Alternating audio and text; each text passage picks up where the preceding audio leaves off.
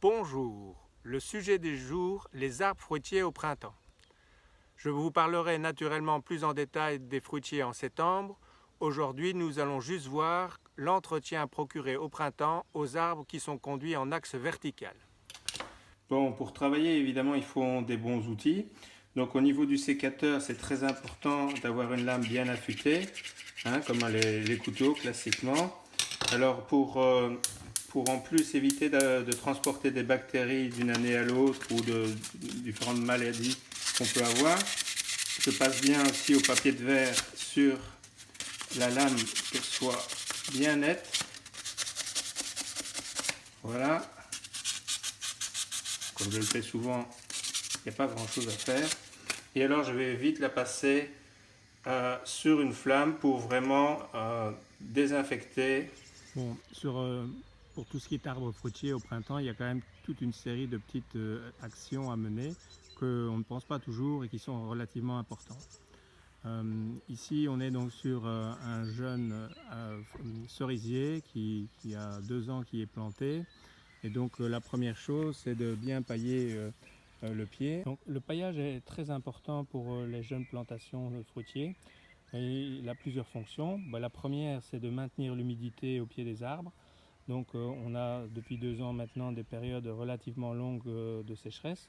Et donc il ne faut pas oublier d'arroser fréquemment, tous les 15 jours, toutes les semaines, en fonction de la température et de la longévité de la période. Donc l'année dernière, il a fait pendant vraiment plusieurs mois très sec. Et donc à un moment donné, même toutes les semaines, ce n'est pas suffisant. Quand on a plus de 30 degrés en période estivale, on peut même arroser tous les jours ou tous les 2 jours.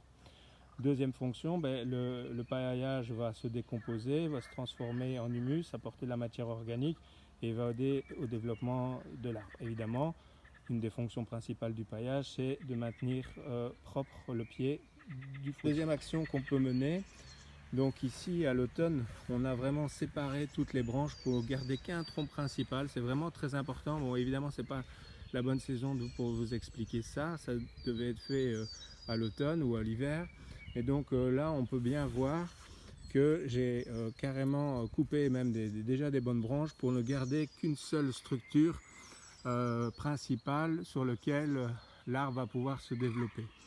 Si on ne coupe pas ces branches ici à la base, souvent ça a tendance à s'ouvrir et avec le poids des fruits à casser. Donc l'objectif ici, c'est de supprimer à la main ou avec le sécateur tous les jeunes bourgeons jusqu'à la base de la branche principale. À partir de là, on la laisse pousser et la charpente va se développer correctement. Exemple concret d'un arbre où je n'ai pas fait de paillage. Voilà, donc très important aussi, constatez qu'il faut bien protéger vos arbres. Nous on a des moutons, ils adorent ça. Donc si vous ne protégez pas les jeunes arbres, vous allez les retrouver pelés comme des cure-dents. Et donc à partir de ce moment-là, l'arbre peut mourir.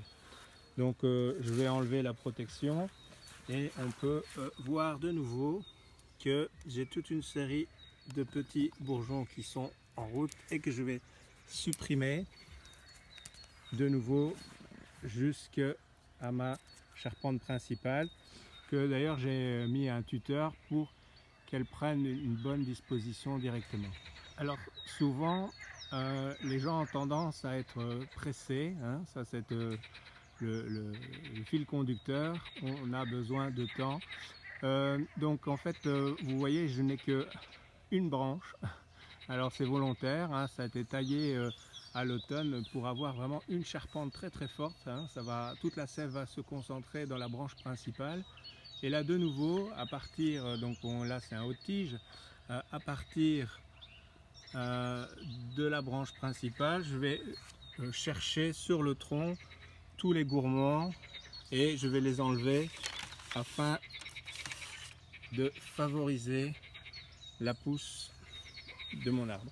Donc ici vous voyez, c'est au milieu de la prairie, donc forcément je mets une structure importante pour éviter que les moutons n'arrachent et saccagent et mangent l'écorce de mon arbre. Ici je suis sur un pommier qui a été planté l'hiver dernier, sévèrement pour ne laisser que la branche principale. Et donc justement à l'endroit où j'ai déjà supprimé, je vais enlever les bourgeons de telle sorte que il n'y a que la branche principale qui se développe cette année.